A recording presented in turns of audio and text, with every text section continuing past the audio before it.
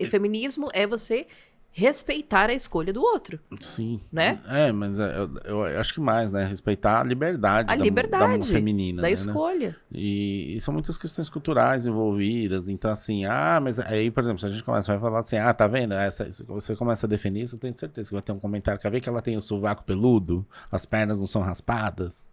Então, Ela é lésbica, entendeu? Então, assim, é umas coisas assim, tão sem inteligência, sem mas é que fundamento. hoje todo mundo tem voz. E que bom Sim. que tem, mas Ah, infelizmente não tem a profundidade, não tem aham. o estudo, não vai atrás do que é legal ou não comentar, levar pra vida. Você vai numa rede social de X pessoas pra simplesmente destilar o seu O seu ódio. ódio.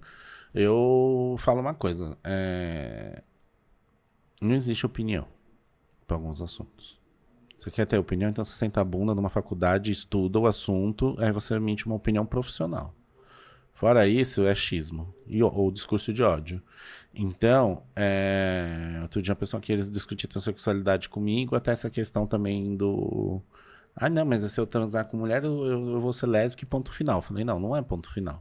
Então você senta a bundinha lá na USP, que é onde você faz pós em sexologia, lê vários estudos globais de comportamento humano sexuais, você assiste, você participa de estudos, aí você pode dar sua opiniãozinha. Se não, você quer dar opinião, então você vai lá no seu professor e discute com ele porque H2O não é água.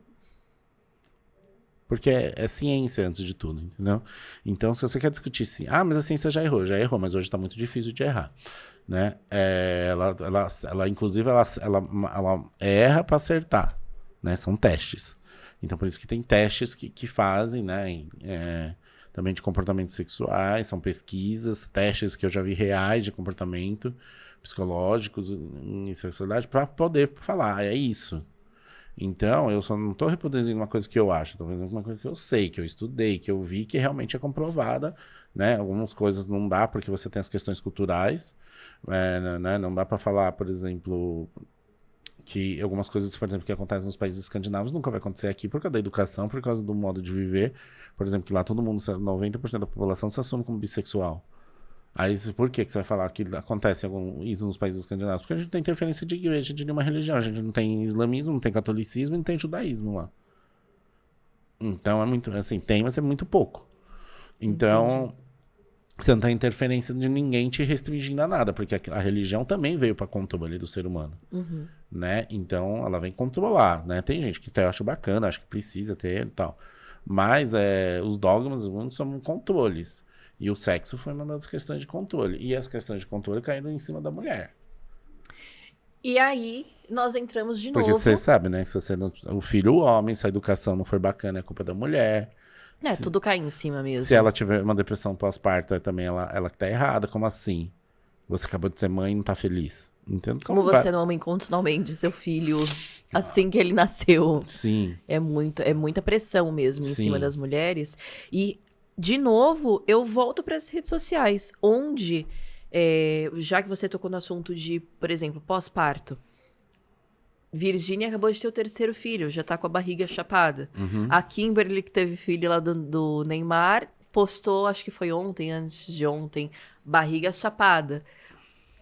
É o tipo de coisa que quem tá em casa e não tem aquela realidade começa a se comparar, começa a entrar numa neura de, nossa, eu não tenho, por que que eu não fiquei assim? Sendo que a vida é completamente diferente. As Sim. condições são completamente diferentes. Você, nos bastidores, fazendo essa mediação, fazendo esse filtro, essa curadoria, você aconselha as pessoas que você tem contato no tipo de conteúdo que elas postam, no que elas influenciam? Eu falo sobre a responsabilidade, muito. Eu sempre alerto muito da responsabilidade de conteúdo, do que a pessoa está falando. Claro que você não pode obrigar a pessoa a fazer, mas eu acho que a minha obrigação é aconselhar. Eu tenho também, e não interferir no conteúdo. Eu acho que assim, você está assessorando, você não é um produtor do conteúdo, se ele chegou ali já com uma certa fama, ele tem os seus méritos. Então, ele sabe também o que está fazendo. Mas, que nem as marcas, às vezes querem fazer do jeito delas e acabam fazendo, anulando o processo criativo do cara. Então, também eu acho que a assessoria de comunicação também não pode fazer isso. Mas eu jamais chegaria, eu posso falar, ó, corta o cabelo que vai ser mais bacana. Uma coisa você faz um corte diferente. Tá, uma coisa eu cheguei a falar, vai emagrecer. Entendeu? Porque assim, você tem que tomar cuidado hoje com o que você vai falar com o seu cliente, orientar. E também orientar ele para ele não fazer esses erros, entendeu? Tanto que assim, no meu questionário, eu pergunto, tem algo que você tenha feito sobre e tudo, né? Homofobia,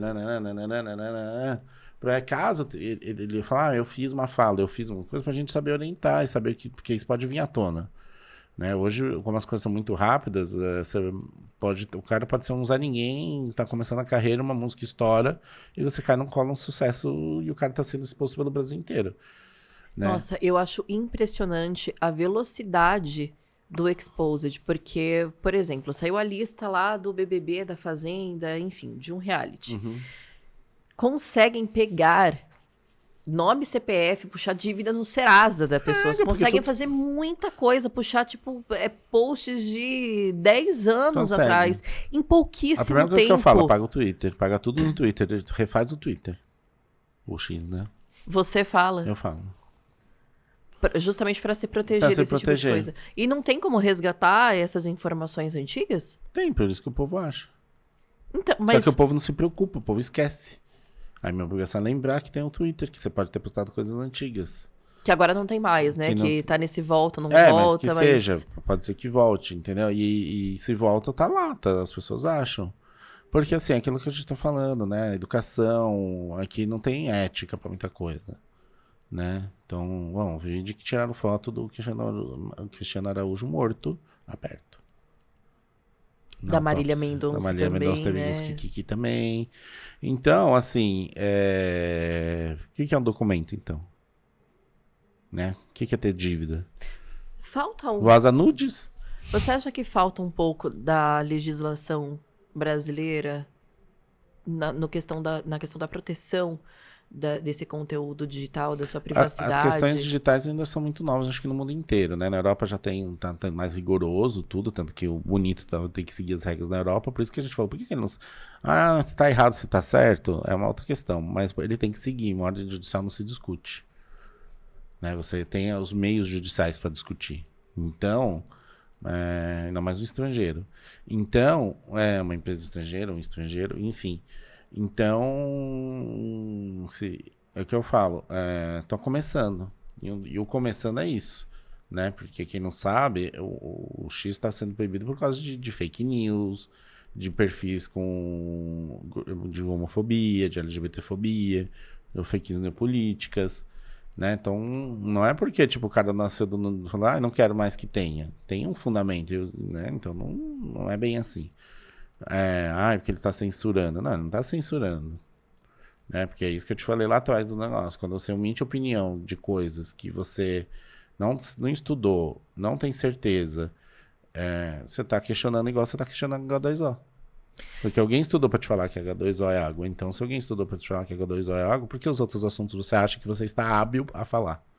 E é muito perigoso, ainda mais nesse tempo de eleição que nós estamos passando, Sim, né? A reprodução de fake news E o deepfake? Deepfake? Deepfake. Não, eu não lembro o nome os vídeos falsos, que tipo, eu posso pegar a sua imagem e editar como se fosse você. Falando. Tá. Acho que é deepfake, chama mesmo. Porque tem a Deep Web, acho que é Deepfake. Enfim, fala Deep Web, então é outro mundo escuro. Então, por exemplo, o Telegram no Brasil. Não é uma festa do caqui, faz o que acontece. Não tem, né? Até agora tem um pouquinho de regulação que pegaram também no pé deles. Mas, fora isso, era também. Lembra que o Telegram também foi proibido? Só que como não é vamos dizer, o mais usado, não teve essa repercussão toda. Mas ele foi proibido diversas vezes e voltou. Entendeu? Então, assim, as redes sociais é muito usada, tá tudo muito novo, as pessoas não estão sabendo lidar. Psicologicamente... Esse non-stop do tudo que foi criado pelo TikTok não é bacana, né? Que as outras, o Reels já copiou, o Shorts também copiou. Não é bacana psicológico. Os jovens não estão conseguindo mais concentrar nas coisas, não estão tendo. Tanto que está tendo agora energético de foco. Energético de foco. Bebidas para você conseguir ter foco. nas coisas. Agora eu vi a Chili Beans lançando. E romantizaram muito as condições mentais. Todo mundo acha legal ter TDAH, todo mundo acha legal ter Sempre alguma tivemos, mas a coisa. gente nunca teve o estudo, na verdade, Sim, né? mas é que tá romantizado, sem laudo, sem nada. As pessoas acham Sim. tá na moda ter Lembrando que alguma... TDAH você precisa de ter vários laudos para poder. Não é uma coisa tão simples, porque tem diferença de ser hiperativo. Tem várias questões aí que dá uma impressão de TDAH, mas não é. Então, assim, você precisa de uns 3, 4 laudos, se eu não me engano, pra você ter certeza que você tem essa questão. Senão você pode ter questões também parecidas, mas você vai resolver de outras formas. Então, eu acho que assim, tudo tá tendo mais conhecimento, tudo tá sendo mais falado, inclusive porque a gente tem internet, aquilo que eu falei. Anos 80 e 90, não tinha trans. Tinha Roberta Close. Só que a gente não tinha um nome, a gente tinha um estudo para falar que era trans. Não tinha uma Organização Mundial da Saúde falando que existe sim a transexualidade, que é uma condição genética. Então, E era muito marginalizado também, né? Isso já foi exato. falado várias vezes Então, assim, aqui. E ninguém inventou a roda, só que não tinha os nomes para roda, entendeu? Então, assim, agora tá todo mundo sendo muito mais estudado em todos os campos. Tanto que hoje a gente conseguiu uma vacina relativamente boa em meses. Né? Claro que foi investido milhões e milhões e milhões e milhões, mas foi conseguido rápido. Antes uma vacina demorava 2 anos para sair. Então, assim, por que você acha que o resto não tá sendo estudado? Mas você acha que esse nosso acesso, ele está sendo mal usado? O nosso tempo está sendo mal gasto? Enquanto tem esses shorts, esses vídeos Não, que eles rápidos te e tal? prejudicam é certeza, não precisa nem achar, é uma certeza. Já, próprios influenciadores, o próprio Felipe Neto já falou também, todo mundo tem certeza disso. Né? Médicos, especialistas, brasileiros, não brasileiros.